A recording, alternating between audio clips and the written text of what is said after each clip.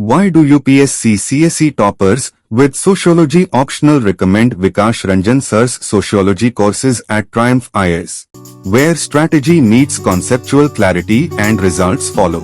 हजारों यूपीएससी अभ्यर्थियों का भरोसा, विकास सर का मार्गदर्शन, अब आपकी बारी। With Vikas Ranjan sir. Vikas Ranjan sir Vikas Ranjan sir. Vikas Ranjan sir Vikas Ranjan sir Vikas Ranjan sir. Vikas Ranjan point of Vikas Ranjan sir की विकास रंजन सर की विकास सर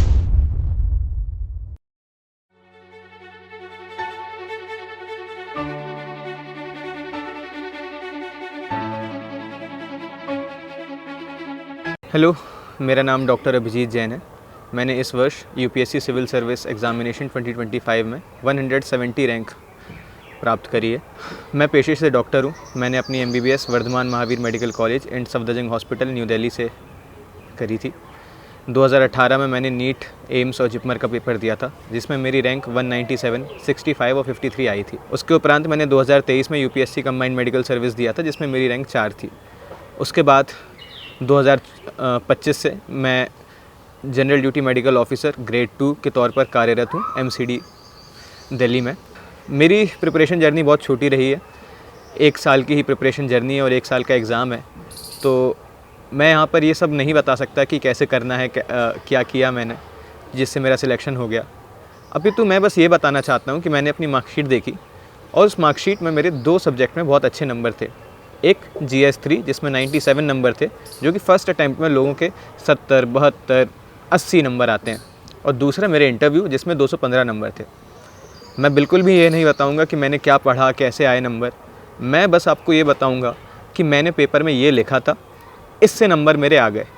इसके बाद आप लोग, हर बंदा बहुत होशियार होता है, वो अपनी स्ट्रेटजी खुद बना सकता है। हम लोग कोई भगवान नहीं कि जो आपको स्ट्रेटजी बताएं, या टीचर नहीं हो जो मैं आपको स्ट्रेटजी बताऊं और आप फॉलो कर लो। आप अपनी स्ट्रेटजी खुद बनाएं। मैं बस आपको बता दूंगा कि मैंने GS3 में क्या लिखा था, पर्सनालिटी टेस्ट में मेरे साथ क्या सवाल पूछे थे और क्या उत्तर दिया था। पर्सनालिटी टेस्ट के लिए मेरी एक अलग से वीडियो आएगी थोड़े दिनों बाद यूट्यूब पर, जिसमें मेरा पूरा इंटरव्यू वापस से रिकॉर्ड किया गया है कि क्या हुआ था एग्जैक्ट डिट्टो स्मॉल डिटेल्स में। GS3 पेपर मैं आपको दिखाना चाहूँगा। मेरी एक आदत रही है कि पेपर के बाद मैं अपना पेपर वापस से सारा लिखता हूँ कि मैंने क्या लिखा है, क्योंकि मुझे पता था कि मैं वापस, मेरा सिलेक्शन नहीं हुआ तो मुझे वापस से पेपर देना होगा। मुझे पता होनी चाहिए कि मेरी गलतियाँ क्या थी जिसको मैं सुधार सकूँ। तो ऑप्शनल पेपर 2 के बाद मैं रूम पर आके अपना सारे पेपर जितने भी हुए थे मेरे पेपर में लिखता था। उसमें से एक GS3 का पेपर है, आपको आपकी स्क्रीन में दिख रहा होगा वो पेपर। मैं कुछ सवाल और कुछ आंसर मैंने क्या लिखे थे, उनका स्ट्रक्चर मेनली था, मैं आपको बताना चाहूँगा। जैसे शुरुआत करते हैं सवाल 20 से, क्योंकि यही सवाल लोग कम लिखते हैं अच्छे से, क्योंकि लास्ट में लिखे जाते हैं। सवाल 20 था, maritime security vital to India's sea trade, discuss the maritime and coastal security challenges and way forward. Mainly answer writing जो हमें सिखाई जाती है उसमें भी यही है, आपका स्ट्रक्चर अच्छा होना चाहिए आंसर का, और थोड़े मोड़े पॉइंट्स अच्छे होने चाहिए, और बहुत ज़्यादा लिखा होना चाहिए। इससे नंबर, एक एवरेज नंबर मिल जाते हैं। इस पर मैंने इंट्रो में, जैसे आपको दिख रहा होगा कि मैंने हुथी रेबल्स के बारे में करंट अफेयर का लिंकेज देते हुए इंट्रो लिखा था। देन मैंने एक हेडिंग बनाई थी, vital to protect India sea trade, और उसमें 6 पॉइंट लिखे थे। कुछ पॉइंट आपको दिख रहे होंगे कि प्रीमियम 20 गुना बढ़ जाता है, ऑयल सिक्योरिटी है, इंडिया नेट सिक्योरिटी प्रोवाइडर बनना चाहता है, चाइना को काउंटर करना है, उसकी स्ट्रिंग ऑफ पर्ल्स थ्योरी है वहाँ पर। इसके बाद मैंने अगले पेज पे एक हेडिंग बनाई थी, चैलेंजेस। उस पर मैंने 2 डब्बे बना रखे हैं, मैरीटाइम चैलेंज और कोस्टल चैलेंज, और दोनों पे 4-4 पॉइंट लिखे हैं। और साथ में बाजू में एक छोटा सा बॉक्स है जिसमें मैंने इंडिया का डायग्राम बनाया है और मैरीटाइम चैलेंज दिखाने की कोशिश करी है। और लास्ट पेज में मैंने वे फॉरवर्ड लिखा है, उस पर 6 पॉइंट लिखे हैं। इस तरीके से आप समझ सकते हो कि क्वेश्चन के जो तीनों पार्ट थे, तीनों पार्ट एड्रेस हुए, तीनों पार्ट को बराबर स्पेस मिली, और एक डिसेंट नंबर ऑफ पॉइंट्स, जो कि इसमें शायद 20 पॉइंट्स हो रहे हैं, वो लिख दिए। प्रोबेबली इससे अच्छे नंबर मिल गए होंगे। ऐसे ही एक सवाल इसमें जो मैं आपको पढ़वाना चाहता हूँ, क्वेश्चन नंबर 16। अब वैसे तो आप हर क्वेश्चन का स्ट्रक्चर देख सकते हैं, क्योंकि आपकी स्क्रीन में सब कुछ दिख रहा होगा। क्वेश्चन नंबर 16 में पूछा गया था कि India aims to become a semiconductor hub, what are the challenges faced by the semiconductor industry and mention the salient feature of Indian semiconductor mission. अगर आप क्वेश्चन को ध्यान से पढ़ेंगे तो आपको दो चीज़ ही समझ में आएगी इसमें। नंबर 1 कि क्वेश्चन में पूछे हैं कि चैलेंजेस क्या हैं, and number 2 Indian semiconductor mission क्या है। मैं वह इंसान नहीं हूँ कि जो पहला वाला स्टेटमेंट को भी बहुत ज़्यादा एलेबोरेट करके लिखे, सिर्फ जो पूछा गया है वही लिखता हूँ। तो इंट्रो में मैंने ये लिखा है कि सेमीकंडक्टर कहाँ यूज़ होता है, डिफेंस में, इलेक्ट्रॉनिक्स में एंड डिफरेंट प्लेसेस में। देन मैंने 7 पॉइंट चैलेंजेस के लिखे हैं, 7 पॉइंट मैंने इंडियन सेमीकंडक्टर मिशन के लिखे हैं, और लास्ट में एक फ़्लो चार्ट बनाया है जो कि सिर्फ स्पेस फिलर का फ़्लो चार्ट था कि स्पेस भरनी है। उसमें मैंने दिखाया था कि सेमीकंडक्टर बनता कैसे है, कैसे वेफर्स बनते हैं, कैसे उससे फैब, ATMP, पूरा उसका फ़्लो चार्ट था। और लास्ट में कंक्लूजन में थोड़ी सी कुछ लिख दिया होगा। अगर मैं पॉइंट पढ़ के बताऊं आपको तो पॉइंट जो लिखे हुए हैं वो ये लिखे थे कि दुनिया में 3 नैनोमीटर की चिप्स बन रही हैं और हम अभी 28 नैनोमीटर की चिप्स पे हैं। पानी बहुत खर्चा होगा, हम ATMC पे फोकस कर रहे हैं जबकि फैब पे फोकस करना होगा। FDI को अट्रैक्ट करना, स्किल को अट्रैक्ट करना and different points. Similarly in Indian semiconductor mission 76,000 crore का प्रोजेक्ट है। PLI इसमें क्या है, DLI इसमें क्या है। एक करंट अफेयर भी लिखा था मैंने 4th पॉइंट पे कि थोड़े दिनों बाद ही सेमीकॉन करके एक मीटिंग होने वाली है।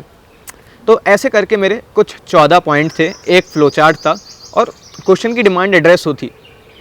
मैं आपको इससे एक चीज़ और बताना चाहूँगा। हम बहुत हाई फाई लिखने का सोचते हैं, हम सोचते हैं कि हम ये कर देंगे वो कर देंगे। असली पेपर में आपके पास समय भी बहुत कम होता है सोचने का, आप एक एवरेज आंसर ही लिख सकते हो। तो मैं ये नहीं बोलना चाहता कि ये बहुत सुंदर आंसर है, but this looks a decent and average answer, जिससे एक एवरेज नंबर मिल पाएंगे। और मैंने इतनी सारी मार्कशीट एनालाइज करी है, उससे मुझे पता चला है कि हर पेपर में एक एवरेज नंबर, जो अच्छे एवरेज नंबर होते हैं वही लाने होते हैं, इससे सिलेक्शन हो जाता है।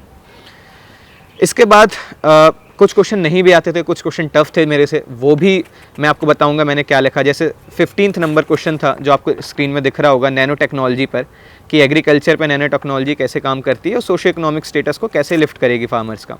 मुझे बहुत ज़्यादा नहीं आता था इस पर। मैं इस पर अगर आप देख पा रहे हो तो मैंने 11 पॉइंट ही लिखे, एक इंट्रो लिखा है, एक कंक्लूजन लिखा है। इंट्रो में मैंने प्रोफेसर CN राव उनका एक कोट लिखा है कि there is a lot of space at bottom, जिससे वो नैनो टेक्नोलॉजी के बारे में बता रहे थे। फिर एग्रीकल्चर पे नैनो टेक्नोलॉजी के क्या क्या यूजेस हैं, fertiliser, pesticides, nano sensor, carbon tube जिससे वाटर प्यूरिफाई होता है।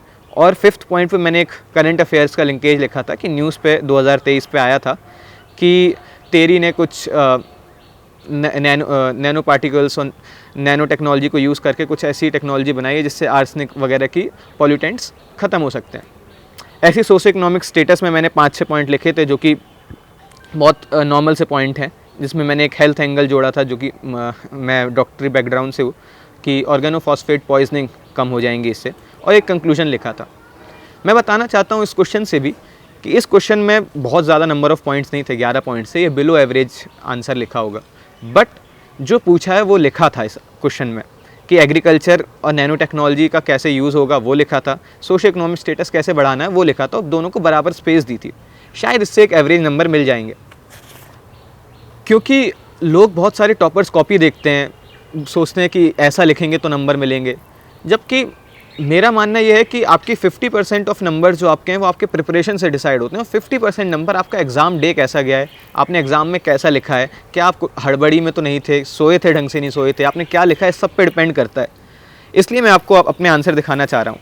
जैसे एक क्वेश्चन नंबर 19 था, इस पर नॉर्थ ईस्ट के इंटरनल सिक्योरिटी चैलेंजेस पूछे थे और पीस अकॉर्ड्स और एग्रीमेंट्स को मैप करने को कहा गया था। जब 19 क्वेश्चन पे आप होते हो तो आपके पास समय बहुत कम होता है। इंट्रो कंक्लूजन, इंट्रो मैंने इसमें नहीं लिखा था, इंट्रो के नाम पे मैंने एक डायग्राम बनाया था नॉर्थ ईस्ट इंडिया का, उसमें मैप किए थे अलग अलग स्टेट्स, अलग अलग चैलेंजेस कहाँ पे क्या क्या हो रहे हैं, और फिर मैंने 11 चैलेंजेस लिख दिए थे। 8 चैलेंजेस अच्छे से लिखे थे और 3 चैलेंजेस अदर करके एक हेडिंग डाल के लिख दिए थे। पीस अकॉर्ड्स मुझे बहुत ज़्यादा नहीं आते थे, 5 पीस अकॉर्ड्स आते थे, नागा, असम, बोडो एक्सेट्रा, जो मैंने 5 पीस अकॉर्ड लिखे थे, जो कि ज़्यादा लिखने चाहिए थे, बट रियलिटी ये है कि नहीं आते थे। और लास्ट में मैंने एक कंक्लूजन लिखा था अगेन अपने बैकग्राउंड से, कि सिर्फ ग्रोथ कैंसर का मार्कर होता है। अगर हम सिर्फ इंडिया की पूरी ग्रोथ देखते रहें तो it's like a cancerous growth, लेकिन अगर हमें इंडिया को होलिस्टिकली डेवलप करना है, तो जैसे एक बॉडी डेवलप होती है कि हर पार्ट अपने थोड़ा योगदान दे, वैसे डेवलप करना होगा और हर पार्ट को अच्छे से देखना होगा। वैसे ही हम नॉर्थ ईस्ट को नज़रअंदाज नहीं कर सकते, हमें उसको बराबरी तरीके से देखना होगा करके मेरा कंक्लूजन था। कुछ क्वेश्चंस और मैं आपको बताना चाहता हूँ। जैसे एक क्वेश्चन दिख रहा होगा 12th नंबर क्वेश्चन PLI पे, कि रेशनल ऑफ PLI बताएं, उसके अचीवमेंट्स बताएं, what way outcomes and function can be improved बताएं। आपके सामने 12th नंबर क्वेश्चन की दिख रहा होगा कि क्या लिखा है मैंने उस पर। मैंने रेशनल लिखा था, 5 पॉइंट रेशनल लिखे थे, 5 पॉइंट अचीवमेंट के लिखे थे और लास्ट पेज में 6 पॉइंट्स वे फॉरवर्ड के लिखे थे। बट इस क्वेश्चन में मैंने सोचा कि कैसे नंबर आगे थोड़े से और जोड़ सकते हैं, क्योंकि मेरे पॉइंट्स 16-17 पॉइंट्स हो चुके थे इस क्वेश्चन में, लेकिन तब भी सब लोग लिख लेंगे, थोड़ा सा कुछ अलग क्या कर सकते हैं। तो मैंने दूसरे पेज में नीचे एक बहुत बड़ी बॉक्स बनाया, उस पर एग्जाम्पल लिखा कि एप्पल कंपनी PLI के थ्रू, प्रोडक्शन लिंक इंसेंटिव के थ्रू इंडिया में आई थी, 4% वैल्यू एडिशन करती थी 2020 में, जो 2024 में 24% तक वैल्यू एडिशन हो गया। एप्पल ही नहीं आई, जो बैक एंड की उसकी इंडस्ट्रीज़ थी वो भी आई, कुछ टेक्नोलॉजी ट्रांसफ़र भी हुई जो हमारे लोकल इंडियन इंडस्ट्रीज़ हैं उनके साथ भी। तो जो भी मैंने पूरे पॉइंट्स लिखे ऊपर, उन सब में मैं एक एक एग्जांपल नहीं दे पाया। इसकी जगह मैंने एक बहुत बड़ा सा बॉक्स बना के एक बहुत बड़ा सा एग्जांपल दे दिया। मुझे ऐसा लगता है कि सारे पॉइंट्स पढ़ना एग्जामिनर के लिए थोड़ा टफ होता होगा, एक बहुत बड़ा सा अच्छा सा एग्जाम्पल पढ़ना आसान होता होगा। ये थोड़ा सा डिफ्रेंशिएटिंग फैक्टर था इस आंसर में। और वे फॉरवर्ड लिखने के पहले, जो भी कैसे उसको सुधारा जा सकता है, उसके पहले मैंने 2 प्रॉब्लम्स भी लिख दी कि अभी PLI में क्या प्रॉब्लम्स चली जा रही हैं।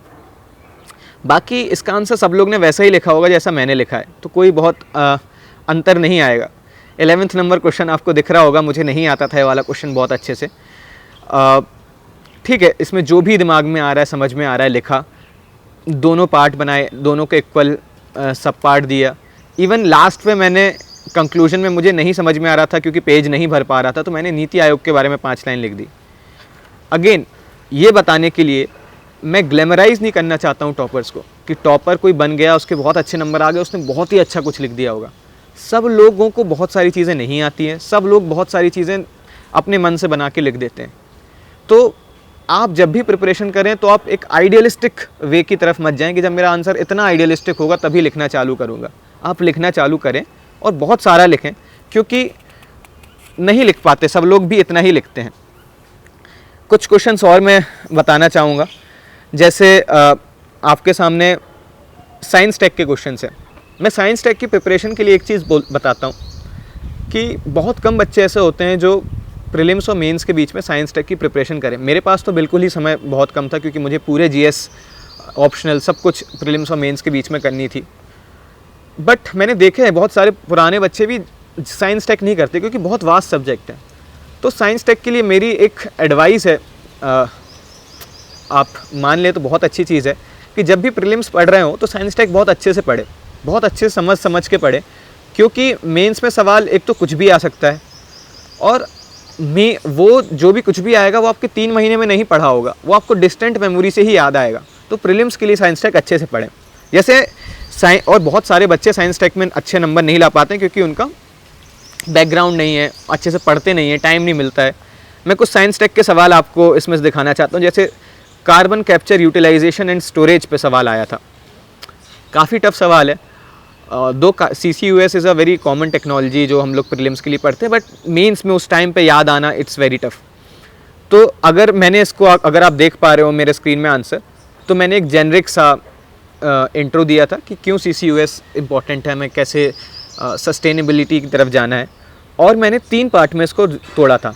हम कार्बन कैप्चर कैसे करते हैं, हम कार्बन यूटिलाइज़ कैसे करते हैं, कार्बन स्टोरेज कैसे करते हैं, और इन 3 पार्ट के लिए दो एग्जाम्पल दिखे थे कि कार्बन कैप्चर के हम कैसे करते हैं, इसके 2 एग्जाम्पल, यूटिलाइज़ कैसे करते हैं, इसके 2 एग्जाम्पल, स्टोर कैसे करते हैं, इसके 2 एग्जाम्पल, और लास्ट में कि कैसे carbon capture utilization storage climate change से डील करने में मदद कर रहा है। उसके मैंने 5 पॉइंट्स लिखे थे, जो कि एक जेनरिक 5 पॉइंट थे, जो कि आप सब वैसे ही लिख सकते हो।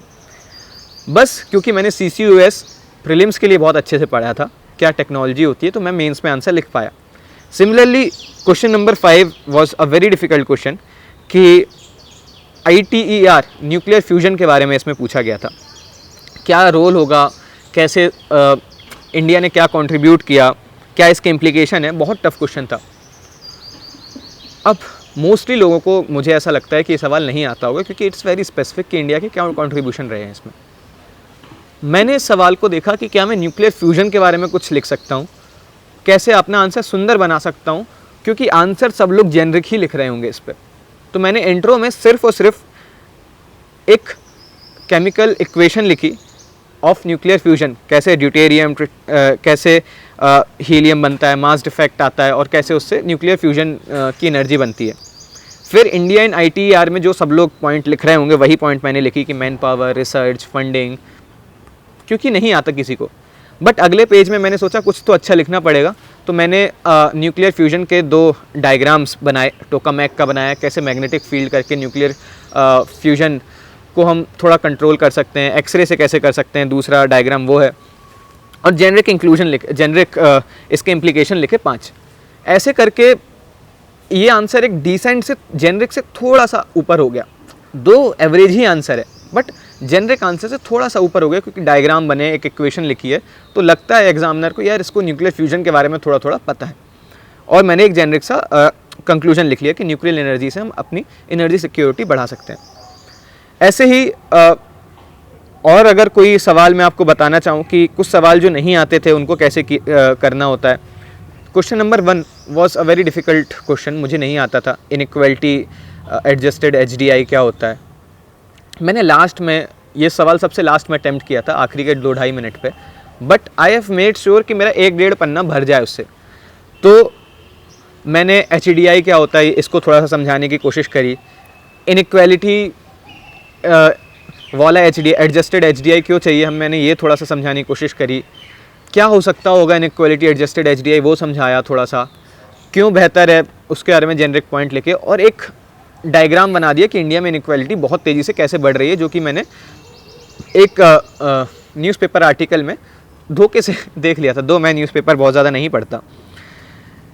एक क्वेश्चन और भी मैं आपको बताना चाहता हूँ। जैसे 10th नंबर का क्वेश्चन है, GS3 का पूरा पेपर इस बार ऑलमोस्ट PYQ से रिपीटेड थीम पे आया था, और जिसने भी पेपर दिया था सब पेपर में बाहर आने के बाद कह रहे थे कि बहुत आसान पेपर था, हमसे तो बहुत अच्छा बना। जब नंबर आए तो सब बहुत लोगों के नंबर पिछले साल जैसे ही हैं कि कुछ लोगों के नंबर 97 100s के पास में, और कुछ बहुत सारे लोगों के नंबर 70s 80s 60s में हैं। कुछ लोग का तो सिलेक्शन ही GS3 के कारण रुक गया। जैसे 10th नंबर का क्वेश्चन है लेफ्ट विंग एक्सट्रीमिज़म में, आसान सवाल है, रिपीटेड थीम है। अब आपको इसका आंसर दूसरों से थोड़ा सा अच्छा लिखना पड़ेगा to get a half in marks extra. जो पूछा है वही लिखना है और दूसरों से थोड़ा सा अच्छा लिखना है। दूसरों से अच्छे कैसे लिखते हैं? 2-3 चीज़ें ही हो सकती हैं दूसरों से अच्छा लिखने का। आप नंबर ऑफ़ पॉइंट्स बहुत ज़्यादा लिखो, आप डायग्राम्स बना दो, आप फ्लो चार्ट्स बना दो, इसके अलावा और एग्जाम्पल्स आप अच्छा से लिख दो। इसके अलावा दूसरों से अच्छा लिखने का कोई तरीका नहीं है। बट दूसरों से अच्छा लिखने के चक्कर में आप प्राइमरी चीज़ मत भूल जाएं कि क्वेश्चन की डिमांड हिट करनी है। जैसे इस क्वेश्चन में सवाल था कि आप लेफ्ट विंग एक्सट्रीमिज़म से क्या समझते हैं, दूसरा था कि पीपल इससे कैसे अफेक्ट हो रहे हैं, और तीसरा कि आप मेजर्स क्या ले रहे हैं। ये 10 मार्क्स के क्वेश्चन में 3 सब पार्ट्स थे। आपको मेक श्योर करना है कि तीनों सब पार्ट्स को इक्वल स्पेस मिले। तो मेरे पहले पेज में मैंने समझाया कि लेफ़्ट विंग फ्रेंच की जो लेजिस्लेचर होता था, वहाँ पे जो लेफ़्ट साइड में बैठते थे लोग, उनको लेफ़्ट विंग कहा जाता था। उनके सोशलिस्ट आइडियोलॉजी होते थे। लेफ़्ट विंग एक्सट्रीमिज़म क्या होता है? इन्हीं सोशलिस्ट आइडियोलॉजी को पाने के लिए बहुत एक्सट्रीमिस्ट वे अपनाना, उसको लेफ़्ट विंग एक्सट्रीमिज़म कहते हैं। देन मैंने एक फ्लो चार्ट बनाया कि असली प्रॉब्लम क्या है लेफ़्ट विंग एक्सट्रीमिज़म से, कि गवर्नमेंट का गवर्नेंस डेफिसिट है कुछ एरिया में, जिसकी वजह से लोगों का ट्रस्ट डेफिसिट है गवर्नमेंट पर। On the other hand Naxals आते हैं, वो क्विक जस्टिस दिलाते हैं, लैंड वापस दिलाते हैं, लोगों को गुमराह करते हैं और लोगों का ट्रस्ट जीत लेते हैं। असली में नक्सलिज्म यही प्रॉब्लम है कि कुछ लोगों के पास लोगों का ट्रस्ट है और गवर्नमेंट के पास लोगों का ट्रस्ट नहीं है। दिस ट्रस्ट डेफिसिट से नक्सलिज्म की बड़ी प्रॉब्लम है। ये मैंने फ्लो चार्ट के तौर पे दिखाया, जो कि आपकी स्क्रीन में दिख रहा होगा। उसके बाद मैंने वही जेनरिक पॉइंट्स लिखने चालू करे कि पीपल कैसे अफेक्ट हो रहे हैं। तो डेवलपमेंट ही नहीं हो पा रही है क्योंकि नक्सलिज्म है, नक्सलिज्म डेवलपमेंट करने नहीं देते, फिर लोगों को गवर्नेंस डेफिसिट दिखता है, फिर लोग नक्सलिज्म के पास आते हैं। एक छोटा सा डायग्राम बनाया। दूसरे पॉइंट मैंने लिखा था कि ट्राइब्स अगर गवर्नमेंट के पास आएंगे तो नक्सल उन्हें मार देंगे, ट्राइब्स नक्सल के पास आएंगे तो पुलिस उन्हें मार देगी, तो ट्राइब्स के पास भी एक दुविधा है। तीसरा मैंने लिखा था यूनिक पॉइंट सा कि वुमेन कैसे अफेक्ट हो रही है नक्सलिज्म से। आप देखते हो कि जितने लोग नक्सलिज्म में मर रहे हैं उनमें बहुत सारी बड़ी संख्या वुमेन्स की है। और चौथा पॉइंट लिखा था होगा मैंने, फिर मैंने एक हम गवर्नमेंट कैसे नक्सलिज्म को डील कर रही है, जो कि हम सब पढ़ते हैं, NSAP पढ़ते हैं 2015 की, उसको ही मैंने 2 पार्ट में डिवाइड किया कि सिक्योरिटी रिलेटेड क्या स्टेप्स लिए, डेवलपमेंटल रिलेटेड क्या स्टेप्स लिए, 4-4 पॉइंट दोनों के लिख लिए। अगर आप इस सवाल में देखोगे तो एक बहुत आसान सवाल था, सब लोग इसका आंसर लिखेंगे, बट मैंने इस सवाल में थोड़े से डायग्राम्स बनाए, मैंने इस सवाल में एक फ्लो चार्ट बनाया, मैंने थोड़े से यूनिक व्यू पॉइंट्स देने की कोशिश करी कि कैसे डेवलपमेंट की विशेष साइकिल ख़राब हो जाती है, इससे वुमेन को कैसे अफेक्ट हो रहा है। और NSAP में मैंने 4-4 पॉइंट लिखे, 8 पॉइंट इसमें लिखे, तो टोटल मिला के 12-13 पॉइंट हो गया, एक फ्लो चार्ट हो गया, एक डायग्राम हो गया और एक कंक्लूजन भी हो गया। और तो इससे आपका आंसर थोड़ा सा बाकी लोगों से अलग दिखता है, तो आपको आधा नंबर ज़्यादा मिल जाए। अंत में लड़ाई आधे नंबरों की ही है कि हर सवाल में आधा नंबर ही आपने अगर बढ़ा लिया तो 10 नंबर आपके पूरे पेपर में बढ़ जाते हैं, जो कि 100 मार्क्स और 90 मार्क्स के बीच में डिफरेंस है। इसमें मैं आपको बहुत अपने सारे आंसर ऐसे पढ़वा सकता हूँ, बट मैं आपको बस एक जिस्ट देना चाहता था कि मैंने क्या लिखा होगा, उसके वजह से कैसा नंबर आए होंगे। आपकी स्क्रीन में बाकी सवाल भी दिख रहे होंगे कि कहाँ पे कितने पॉइंट्स लिखे, थोड़े पॉइंट्स कई जगह मैंने लिखे भी हैं कि क्या लिखा है उसमें, तो आपको एक जस्ट जनरल आइडिया लग रहा होगा कि कितने पॉइंट्स लिखने होते हैं, कैसे हेडिंग्स बनाने होती हैं, कैसे क्वेश्चन को तोड़ना होता है और सबसे इंपॉर्टेंट क्वेश्चन की डिमांड कैसे एड्रेस करनी होती है।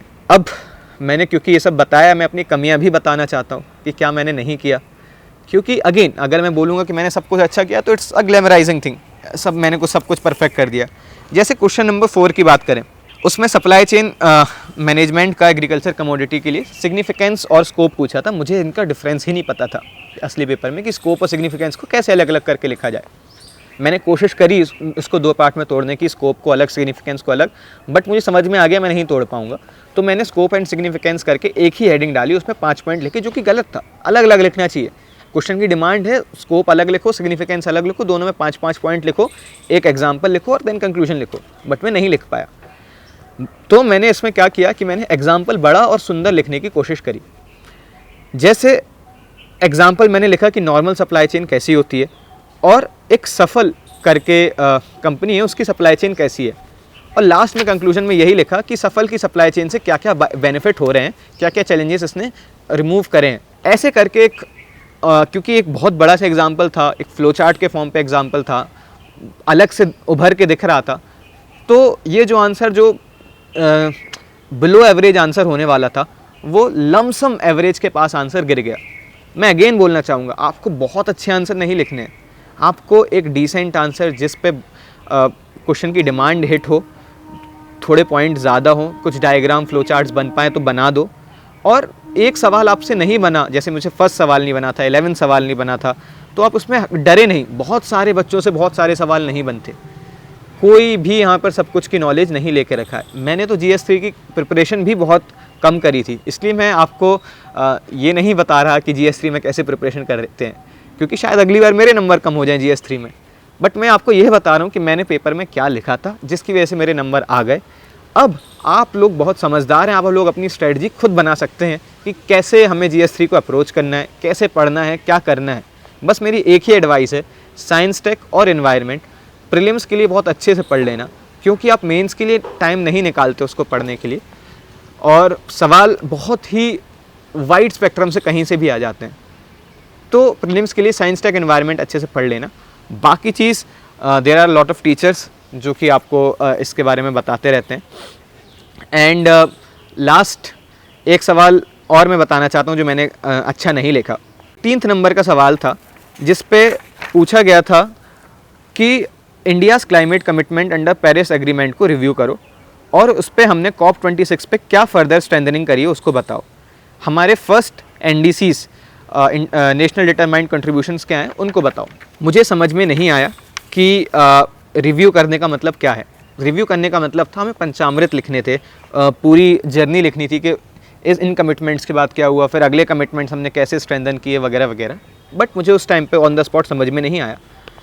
तो मैंने अपने इंट्रो में लिखा था जबकि कि मोदी जी ने पंचामृत दिए थे ग्लासगो में, और वो पंचामृत 2-3 पंचामृत भी लिखे थे उसमें से। बट मुझे रिव्यू का मतलब समझ में आया कि शायद मुझे बताना है कि कितना हमने कंप्लीट कर पाए, कितना हमें कंप्लीट नहीं कर पाए। तो क्योंकि ये PYQ में भी ये वाली थीम रिपीट हो चुकी है, मैंने 30 जून को मिनिस्ट्री ऑफ पावर ने एक रिपोर्ट निकाली थी जो कि मैं इंटरनेट सर्फ कर रहा था उस टाइम में, मैंने पढ़ी थी। और उसमें बताया था कि इंडिया ने 50.1% इंडिया में अब नॉन फॉसिल फ्यूल एनर्जी है, 49.9 फॉसिल फ्यूल एनर्जीज़ है। तो हमने कैसे क्लाइमेट चेंज के जो हमारे टारगेट्स थे हमने अचीव कर लिए। तो बहुत बड़ा डेटा इन फैक्ट था जो मैंने बताया। उसके बाद मैंने ये भी बताया अगले पार्ट में कि हमने सेकेंड रिपोर्ट जो इंडिया ने भेजी है उसमें क्या क्या चीज़ें हमने अचीव कर ली हैं। स्ट्रेंथनिंग कमिटमेंट में मैंने बताए 3-4 चीज़ें बताई जो हमने स्ट्रेंथन करी है, जो कि कोर डिमांड थी सवाल की कि हमने कमिटमेंट क्या क्या स्ट्रेंथन करे। बाकी सब मुझे पंचामृत लिखना था, देन मुझे रिव्यू लिखना था, देन हमने क्या क्या किया वो सब लिखना था। एंड लास्ट पार्ट जो सवाल का था वो मेरा अच्छा चला गया। इंडिया के NDCs क्या हैं? लोग इसमें सिर्फ इंडिया के क्वांटिटेटिव जो NDCs हैं 3 जो हम पढ़ते हैं वही लिखते हैं। बट क्योंकि मैंने वेबसाइट रिव्यू करी थी वहाँ पे quantitative as well as qualitative NDCs लिखे थे, तो मैंने 3 क्वांटिटेटिव NDCs लिखे और 4 क्वालिटेटिव NDCs भी लिखे कि हमें लाइफस्टाइल फॉर एनवायरनमेंट को प्रमोट करना है, हमें क्लाइमेट फाइनेंस को लेके आना है जिससे हम क्लीनर टेक्नोलॉजी पे इन्वेस्ट कर सकें या फिर हम दूसरी चीज़ पे इन्वेस्ट कर सकें। और लास्ट में मैंने एक छोटा सा कंक्लूजन लिखा कि या तो हमारा फ्यूचर ग्रीन हो सकता है या तो हमारा ब्लैक हो सकता है। इसलिए हमें क्लाइमेट चेंज को बहुत ध्यान से और एक इम्पॉर्टेंट इशू बना के सॉल्व करना पड़ेगा, उसको दरकिनार नहीं करना पड़ेगा। इस सवाल से मैं आपको क्या बताना चाहता था कि एक पार्ट जो इंडियाज़ की INDC है वो मैंने अच्छा लिखा, एक पार्ट जो रिव्यू करने वाला पार्ट था वो मैंने अच्छा नहीं लिखा, स्ट्रेंथनिंग वाला पार्ट मैंने छोटा लिखा। पर आप कभी पेपर लिखें तो ये वाली गलती ना करें, सबको बराबर स्पेस दें। अगर 3 पार्ट पूछे गए हैं तो तीनों को बराबर लमसम बराबर स्पेस दें। बिकॉज जल्दबाजी में अगर कोई कॉपी चेक कर रहा हो आपकी तो वो यही कुछ चीज़ें देखता है कि आपने सबको बराबर स्पेस दी, सब में पॉइंट्स लिखे कि नहीं लिखे, कुछ एग्जांपल्स हैं कि नहीं, कुछ स्टैंड आउट करने के लिए डायग्राम्स या फिर फ्लो चार्ट्स हैं कि नहीं, तो उन सबको आप रखें।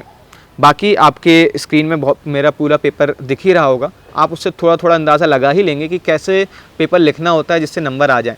For the interview part I would be releasing one video about exactly what happened in my interview. बिल्कुल रिक्रिएटिव फॉर्म में वो वीडियो रिलीज़ होगी थोड़े दिनों बाद।